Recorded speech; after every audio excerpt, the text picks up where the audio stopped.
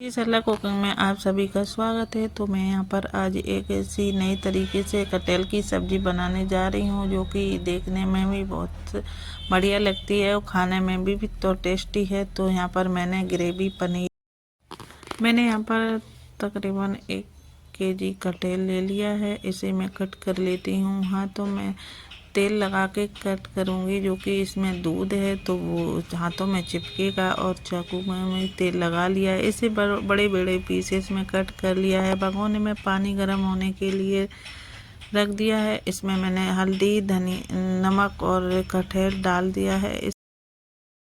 अभी मैं लहसुन अदरक का पेस्ट डाल दिया है और इसे मैं ढक के रख देती हूँ। यहाँ पर मैं बारीक बारीक प्याज भी चॉप कर लेती हूँ। और यहाँ पर मैं प्याज को चॉप कर लिया है। फिर मैंने यहाँ पर हरी मिर्ची भी कट कर ली हैं। और यहाँ पर कटहल हमारा उबल गया है। मैं इसे निकाल लेती हूँ प्लेट में। और इसमें हल्दी का कलर तो एकदम से अच्छा आ गया है और खुशबू भी लहसुन अदरक की आ रही है। बहुत ही अच्छा बनने वाला है कटहल। तो मैं यहाँ पर तेल गरम हो गया है। इसमें मैंने कटहल को डाल दिया है। एक एक करके मैंने सारे टुकड़े डाल दिए हैं, जो कि इसे फ्राई होने में थोड़ा टाइम लगेगा।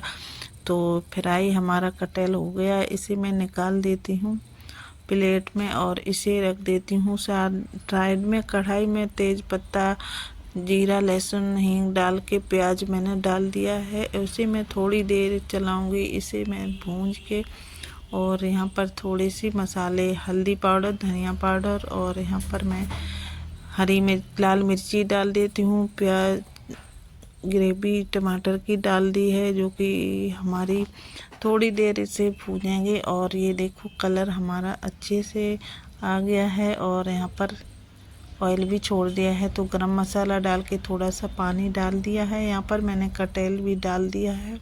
इसे थोड़ी देर चलाएंगे और जो कि ग्रेवी इसमें अंदर तक बह जाए, और तो इसका टेस्ट बहुत ही बढ़ जाता है, अच्छा सा आ जाता है। तो यहाँ पर मैंने पानी डाल दिया है। इसे थोड़ी देर ढक के रख दूँगी।